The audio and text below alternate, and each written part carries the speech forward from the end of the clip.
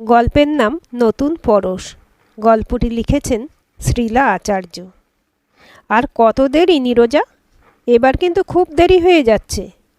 উফ, সবসময় এত তাড়া দেবে না তো। কখন থেকে বলছি রেডি হও, কোনো কথাই কানে যায় না। এই শীতের রাতে ওনার চার্চে যাবার ইচ্ছে হয়েছে, তাও আবার এই শীতের রাতে। নীরজা একটা ব্লু টপ আর ব্ল্যাক জিন্স পরে সিঁড়ি দিয়ে নিচে নামে। বিয়ের পর যেন আরও সুন্দরী হয়ে গেছে। সৌরভ কিছুক্ষণ হাঁ করে তার দিকে তাকিয়ে থাকে। নীরজা এগিয়ে এসে বলে, এই যে এবার চলো। শাশুড়ি এইসব কার্যকলাপের ঘোরতর বিরোধী। সৌরভ মাকে অনেক বুঝিয়ে রাজি করিয়েছে আজ চার্চে যাবার। শীতের রাত, প্রায় রাত 10:30। কলকাতার রাস্তায় আজ প্রচুর লোক। বাইকে বসে ওরা সোজা পাড়ি দেয় সেন্ট পলস ক্যাথিড্রালের দিকে। যাওয়ার পথে পার্ক স্ট্রিটের ডেকোরেশন, লাইট, তার মাঝে নিজস্বী তোলার ভিড়। নীরজাও বেশ কয়েকটা ছবি তোলে। সেন্ট পলসের গেটের ভিতরে ঢুকে বাইক রেখে ওরা সোজা চার্চের ভিতরে ঢোকে। রাত 12টা বেজে গেছে। চার্চের প্রার্থনা শুরু হয়। প্রার্থনা শেষ হলে ওরা বাড়ির উদ্দেশ্যে রওনা হয়। আজ ওদের বিয়ে সবে 1 মাস হয়েছে। নতুন দম্পতি, তাদের নতুন পরশ পাওয়ার উদ্যোগটা অন্যরকম। বাড়ি ঢুকে তাড়াতাড়ি ফ্রেশ হয়ে নীরজা সোজা বিছানায়। সৌরভ দেখে মেয়েটার মধ্যে এখনও খুব ছেলে মানুষই ভাব যথেষ্ট। নীরজা যেন বিছানাটাকে সুইমিং পুল মনে করছে। সোজা শটান একটা ডাইভ। সৌরভ বউয়ের ভাবগতিক দেখে বুঝতে পারছে আজ নীরজা দারুণ মুডে। সৌরভ বিছানায় শুয়ে খাটের পাশে নাইট ল্যাম্প নিভিয়ে দেয়। রাতের অন্ধকারে নীরজার উচ্ছল দুষ্টুমি, শীতের রাতে সৌরভের ঘামে ভেজা গায়ের গন্ধ, সব কিছু মিলিয়ে ভালোই কাটছিল দিনটা। ক্লান্ত নীরজা ঘুমিয়ে পড়ে। সৌরভ বিছানা থেকে উঠে পাশের ঘরে এসে কিছুক্ষণ বসে, একটা সিগারেট ধরায়। কিছুক্ষণ পায়চারি করে আবার এসে শুয়ে পড়ে। সকাল প্রায় 7টা। নীরজার ঘুম ভাঙে। আগের দিন বলেই রেখেছে আজ ফ্রাইড রাইস আর চিলি চিকেন হবে। শ্বশুর দেবদুলাল অধিকারী ভারী মজার মানুষ। সারা জীবন বউয়ের উপর বাকপাড়ি করলেন না, আর এখন এসেছে ছেলের বউ, তার উপর তো কোনো নিয়মই বর্তানো পছন্দ করেন না। কিন্তু শাশুড়ি ঠাকুরন ঠিক 1940 দরজাল মার্কা পাঞ্চি বুনো সাদা কালো ছবির শাশুড়ি। খুব সমঝে চলতে হয় এই ভদ্রমহিলাকে। বিয়ের পর শ্বশুরমশাই বৌমাকে এই মহামন্ত্রটা শিখিয়ে দিয়েছিল। বৌমা, বিগত 35 বছরে এই আগ্নেয়গিরি থেকে কখন অগ্ন্যুৎপাত হবে তা কোনো বিজ্ঞানী জ্যোতিষী আমায় সঠিক সময় নির্ধারণ করে বলতে পারেননি। তাই তুমি একটু বুঝে চলো, ভস্মীভূত হয়ে যাবার চান্স কিন্তু থেকেই যায় মাঝে মধ্যে। সেই দিন থেকে নীরজা একটু বুঝে চলে শাশুড়িকে। সৌরভ বাজার করে নিয়ে রান্নাঘরে ঢুকতেই মায়ের তলব, আজও কি তোদের কোথাও যেতে হবে? কেন মা, কোনো কাজ আছে? কাজ নেই, আসলে এখন উৎসব অনুষ্ঠানে তো তোমরা দুজনে ধৈ ধৈ করে বেরিয়ে পড়ো। সৌরভ তেমন কোনো কথা না বলে চলে যায় নিজের ঘরে। নীরজা রান্না সেরে খাওয়া দাওয়ার পর সৌরভের সাথে কথা বলতে গেলে লক্ষ্য করে গতকাল রাতের পর থেকে সৌরভ ওকে একটু এড়িয়ে চলছে। কিছু জিনিস নিয়ে চিন্তায় আছে। বিকেল বিকেল সৌরভ বাইক নিয়ে বেরিয়ে যায়। নীরজা ফোন করে, ফোনটা সুইচড অফ। কোথায় গেল কিছুই বলে গেল না। নীরজা শ্বশুর শাশুড়িকে জিজ্ঞেস করে ছেলে কোথায় গেল। তাতে শাশুড়ি মা বেশ রেগেই উত্তর দেন, সব জায়গায় কি তোমায় ট্যাঁকে করে নিয়ে ঘুরতে হবে বাবুকে? ঘরের বউ সবসময় বরের বগল দাবা না হলেই কি নয়? লোকজন এগুলোকে অসভ্যতামি বলে। বলে বাচাল বউ, বরের লেজে লেজে সারাদিন ঘোরে। নীরজার চোখের কোণগুলো চিকচিক করে ওঠে। সৌরভ আসে সোজা পার্ক স্ট্রিটের একটি রেস্তোরাঁতে। চারিদিকে লাইট, মিউজিক, হই হুল্লোড়। টেবিলে বসতে একটি বছর 27-এর মেয়ে এসে বসে ওই একই টেবিলে। মেয়েটি দেখতে বেশ সুন্দরী বলা যায়। মেয়েটি এসে নিজেই আলাপটা সেরে ফেলে। হ্যালো সৌরভদা, আমি অভিরূপা, অরুণিমার মাসতুতো বোন। অভিরূপাকে সৌরভ কোনো দিন দেখেনি। অরুণিমার সাথে ব্রেকআপ প্রায় 2 বছরের বেশি হয়ে গেছে। তাই এতদিন পর ওর বোন কেন যোগাযোগ করছে কিছুই বুঝতে পারছে না সৌরভ অধিকারী। অভিরূপা বেশ স্মার্ট মেয়ে, পরনে কুর্তি আর লেগিংস, একটা সুন্দর স্টোল জড়ানো। একটা চিঠি ব্যাগ থেকে বের করে সৌরভকে দিয়ে বলে, চিঠিটা পড়ে নেবেন, আমি আসছি, আমার বন্ধুরা ওয়েট করছে। দিদি এটা আপনাকে দিতে বলেছে। চিঠি খোলে সৌরভ। সৌরভ, আজ বহুদিন বাদে চিঠি লিখছি তোমার জন্য। কেমন আছো জিজ্ঞেস করব না, জানি বিয়ে করেছো, ভালোই আছো। নীরজাকে নিয়ে সুখের সংসার তোমার।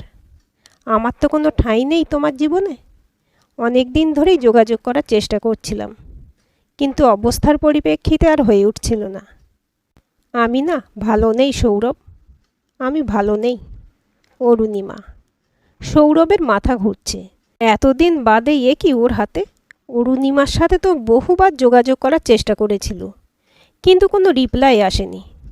আজ নীরজার সাথে সুখের সংসার, আর আজকের দিনে এই ঘটাচ্ছিল। শুধু কি মায়ের আচরণেই ও চলে গিয়েছিল? অন্যদিকে পার্ক স্ট্রিটের অন্য আর এক রেস্তোরাঁতে অরুণিমা, অভিরাজ, ওদের 1.5 বছরের ছোট মেয়ে অদ্রিকা, সাথে অভিরাজের মা বাবা। বলা যায় একটা সুখী সংসার। ওরা এসেছে খ্রিস্টমাস পালন, তার সাথে রাতের ডিনারের উদ্দেশ্যে। অদ্রিকা ঠাম্মা দাদু চোখের মণি, অরুণিমার অভিরাজ তো মেড ফর ইচ আদার। রাতের ডিনার সেরে অরুণিমা আর অভিরাজ সপরিবারে বাড়ি ফেরে। সারাদিন খুব আনন্দ আর মজায় কাটল দিনটা। আর কটা মাত্র দিন, তারপরেই বছর শেষ, তারপরেই নতুন বছরের শুরু।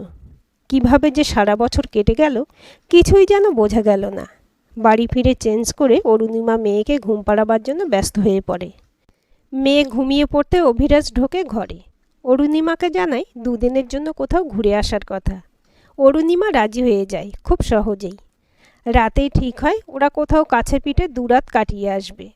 অভিরাজের 2 বন্ধু স্নেহাশিস আর সুকমলকে ফোন করে। ওরাও রাজি হয়ে যায় যাবার জন্য।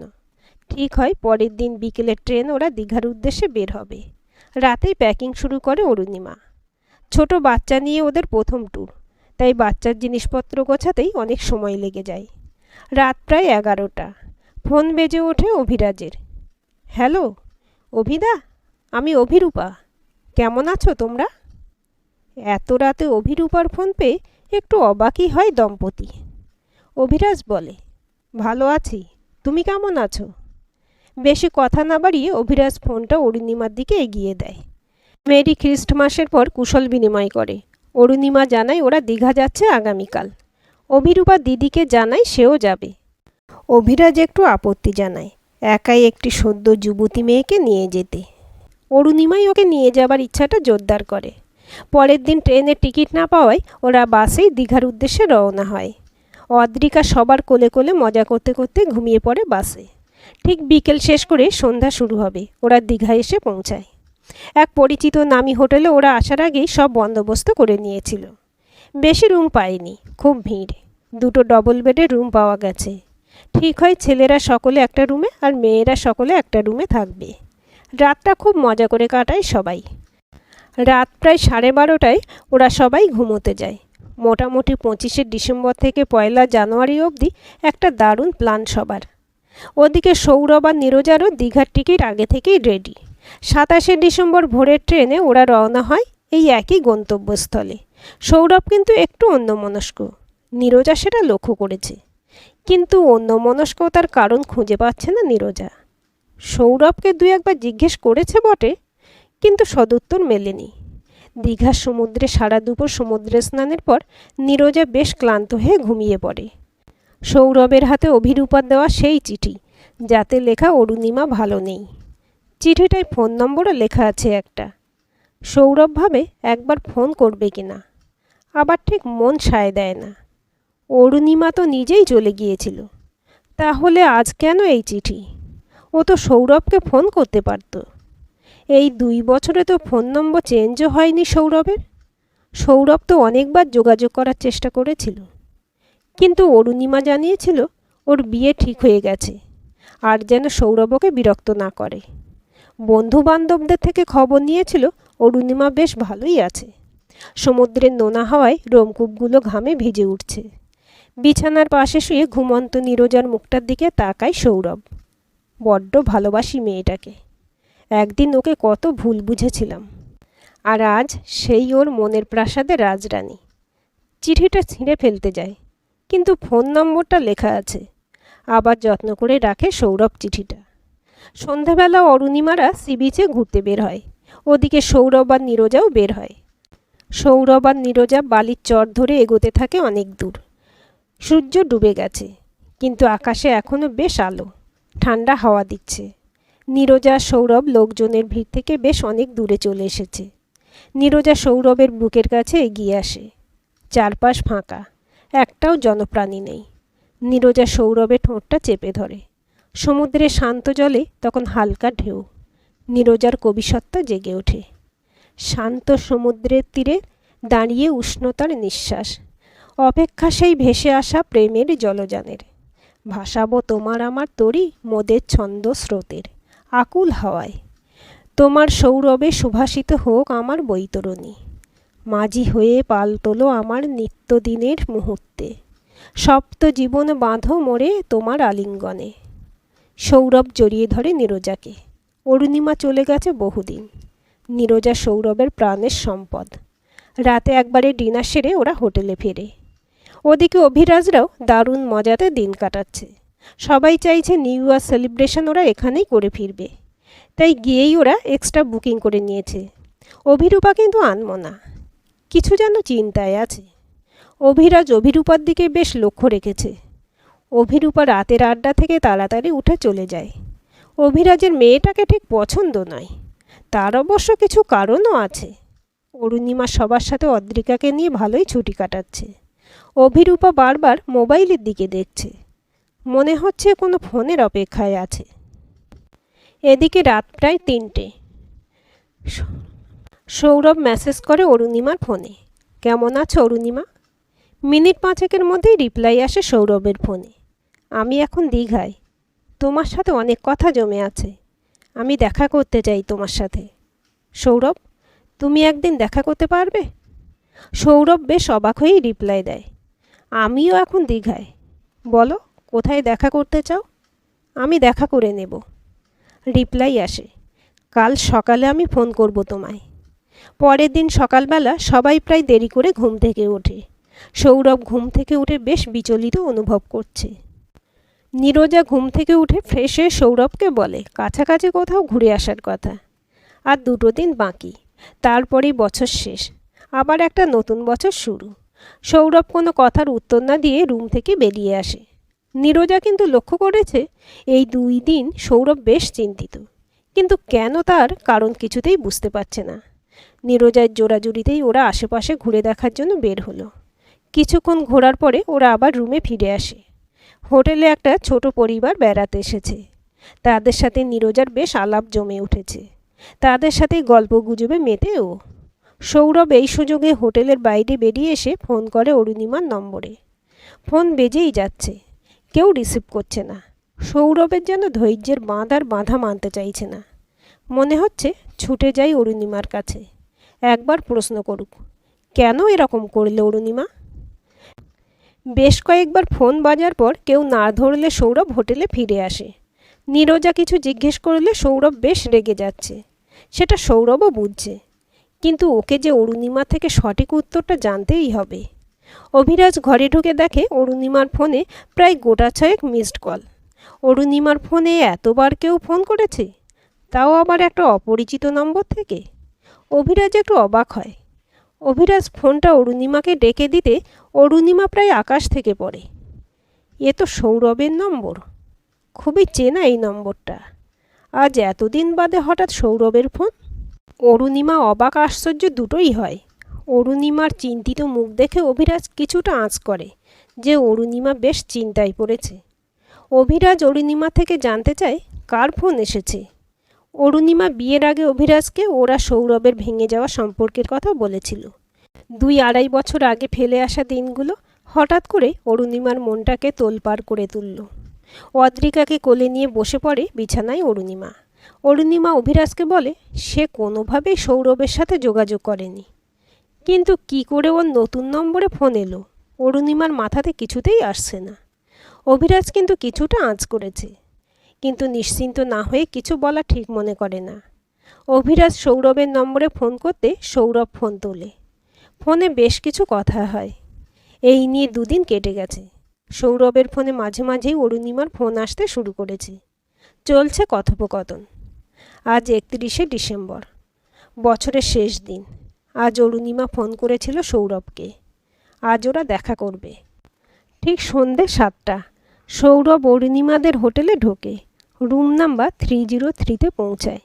ঘর অন্ধকার, ঘরে কেউ নেই মনে করে সৌরভ বেরিয়ে আসতে গেলে একটি মেয়ের গলা, সৌরভদা তুমি যেও না, আমি যে তোমার জন্য ওয়েট করে আছি এতক্ষণ, আর তুমি চলে যাচ্ছ। আকাশ থেকে পড়ার জোগাড় সৌরভের। এ কি শুনছে? এ তো অভিরূপার গলা। অভিরূপা তুমি? হ্যাঁ সৌরভদা আমি। তা ঘর অন্ধকার কেন? তোমায় আজ অনেক কিছু বলার আছে। দিদি আর অভিরাজদা আর বাকিরা একটু বেরিয়েছে, তাই ভাবলাম এটাই সময়, তোমায় সত্যি কথা বলতেই হবে। ঘরের লাইট জ্বালায় অভিরূপা, সৌরভের সামনে এসে দাঁড়ায়। সৌরভ নির্বাক হয়ে দাঁড়িয়ে শোনে অভিরূপার কথা। অভিরূপা বলে, জানো সৌরভদা, যেদিন তোমায় প্রথম দেখেছিলাম সেদিনই তোমার প্রেমে পড়ে গিয়েছিলাম। তোমায় বলার চেষ্টাও করেছিলাম, কিন্তু বলতে পারিনি। হঠাৎ একদিন শুনলাম তোমার আর দিদির ব্রেকআপ হয়ে গেছে।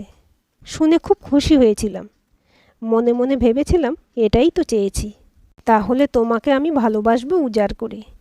কিন্তু অনেক যোগাযোগ করার চেষ্টা করেছি, পারিনি।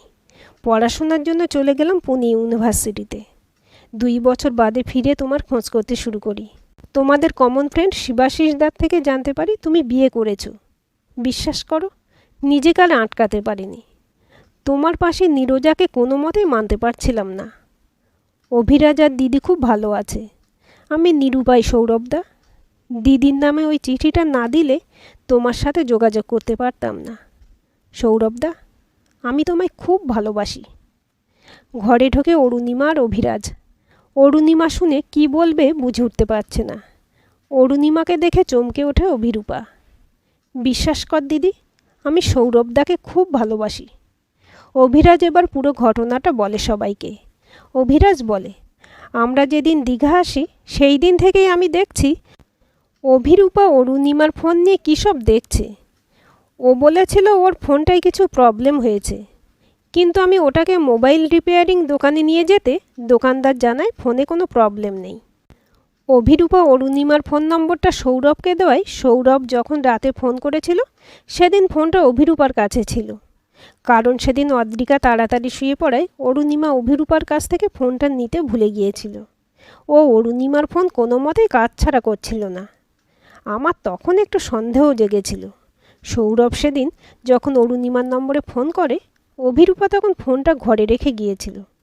অভিরূপা সৌরভের দীঘায় আসার খবর পেয়ে ওর সাথে দেখা করবে ঠিক করে, তাই সৌরভকে SMS করেছিল। কিন্তু সৌরভ যে দুপুরবেলা ফোন করে বসবে অভিরূপা বোঝেনি। ফোনটা ঘরে ফেলে চলে যায়। আমি অচেনা নম্বরের এতগুলো মিসড কল দেখে ভাবি কেউ হয়তো কোনো প্রয়োজনে অরুণিমাকে ফোন করেছে। অরুণিমাকে নম্বরটা দেখাতে অরুণিমা বলে, এটা সৌরভের নম্বর। আমি কনফার্ম হয়ে যাই এটা অভিরূপার কাজ। আমি অরুণিমাকে নিজের থেকেও বেশি বিশ্বাস করি। সৌরভকে আমি ফোন করে সব কিছু খুলে বলি। ও বেচারা সবেমাত্র বিয়ে করেছে। সুখের সংসারে এই পুরনো অতীতের সামান্য হাওয়ায় অনেক কিছু শেষ হয়ে যেতে বসেছিল। আমি ওকে বলেছিলাম অভিরূপার সাথে একটু অভিনয় করে যেতে। অভিরূপা কী চায় সেটা জানা খুব দরকার। কেন এসব করছে ও? আজ যখন সৌরভকেও দেখা করার কথা বলে আমি ইচ্ছে করেই ওকে ঘুরতে যাবার বাহানা করি। অভিরূপা সেই সুযোগটাই নেয়। সুকোমলকে কিছুটা জানিয়ে বাকিদের কিছুক্ষণ হোটেলের বাইরে ঘোরার ব্যবস্থা করি। সৌরভের পিছনে দরজার পাশে আমি আর অরুণিমা দুজনেই দাঁড়িয়ে সব শুনছিলাম। অভিরূপা স্তব্ধ। অরুণিমা এগিয়ে আসে সৌরভের দিকে। সৌরভ, জানি একদিন তোমায় খুব ভালোবাসতাম, তুমিও বাসতে, সেই নিয়ে কোনো সন্দেহের অবকাশ নেই। আমার হয়তো আরেকটু তোমায় সময় দেওয়া উচিত ছিল। সংসার মানে ঠোকাঠুকি, আবেগ, মনোমালিন্য আর সর্বোপরি ভালোবাসা। কিন্তু বিশ্বাস করো, অভিরাজ আমায় যতটা বোঝে তুমিও আমায় বোঝোনি। আমার শ্বশুর শাশুড়ি বেশ কনজারভেটিভ, বলা যায় অনেকটা তোমার মায়ের মতনই। কিন্তু অভিরাজ আমার সব প্রবলেমের মুশকিল আসান। হয়তো তোমার আমার সম্পর্ক ওইটুকুই ছিল। আমার সংসার সব নিয়ে আমি খুব সুখী। সংসার, ভালোবাসা সব কিছুতেই দুটো মানুষের বোঝাপড়াটাই হচ্ছে আসল। আমি অভিরাজের সাথে খুব সুখী। তুমি তো বিয়ে করেছো শুনলাম। আমি খুব খুশি হয়েছি জানো তো। তোমার বউয়ের নাম শুনলাম নীরজা। অভিরাজই নামটা বলেছে। পরিচয় হয়নি আমাদের, আমি চাইও না আমাদের পরিচয় হোক। তুমি আর নীরজা খুব সুখে থাকো। অভিরূপা আমার বোন, ভুল করেছে, তার জন্য ক্ষমা চাইলাম। আজ বছর শেষ, কাল আবার একটা নতুন বছর শুরু। প্লিজ, নতুনকে যখন গ্রহণ করার স্বভাবগত স্বাচ্ছন্দ্যবোধ আমাদের মধ্যে ঈশ্বর দিয়ে পাঠিয়েছেন, তাকে নিজের ক্ষমতা ভালোবাসা দিয়ে কাছে টেনে নাও। যাও সৌরভ, নীরজা অপেক্ষা করছে। অভিরাজ জড়িয়ে ধরে অরুণিমার অদ্রিকাকে। সৌরভের চোখে আজ খুশির জল। হোটেলে প্রায় ছুটে আসে। ঘরে নীরজা একা বসে। ঘরের দরজা বন্ধ করে জড়িয়ে ধরে নীরজাকে। একের পর এক চুম্বনে ভরিয়ে দেয় নীরজার শরীর। নীরজা কাঁদো কাঁদো স্বরে বলে, তোমার কি হয়েছিল বললে না তো? সৌরভ বলে, নতুন বছর শুরু হচ্ছে, ভালোবাসা, বোঝাপড়ার বিশ্বাস দিয়ে আমরা সব ভুলে নতুন জীবন শুরু করি। Neerja, I love you. রাত 12টা। নীরজা অকাতরে ঘুমোচ্ছে। সৌরভ ডাকে নীরজাকে। নীরজা আধো ঘুমে বলে, হ্যাপি নিউ ইয়ার। অরুণিমা মেয়েকে ঘুম পাড়িয়ে আসে অভিরাজের কাছে। অভিরাজ হাতে একটা গিফট বক্স দেয় অরুণিমাকে। কাছে টানে অরুণিমাকে। আমি যে তোমায় মনে প্রাণে বিশ্বাস করি। আমি তোমায় খুব ভালোবাসি অরুণিমা। অভিরূপা আজ সারা রাত জেগে ফেসবুকের ওয়ালে ব্যস্ত। নিজের ভুল কতটা বুঝেছে তা আমরা জানি না, কিন্তু বিশ্বাস, বোঝাপড়া আর ভালোবাসা, এই তিনটেই হচ্ছে কোনো সম্পর্কের মূল বিষয়, সেটাও বুঝেছে। আজকের গল্পটি কেমন লাগলো কমেন্ট করে জানাবেন। ভালো লাগলে লাইক, হাইপ, শেয়ার করবেন। আর চ্যানেলটি সাবস্ক্রাইব করে বেল আইকনটি ক্লিক করে রাখতে ভুলবেন না।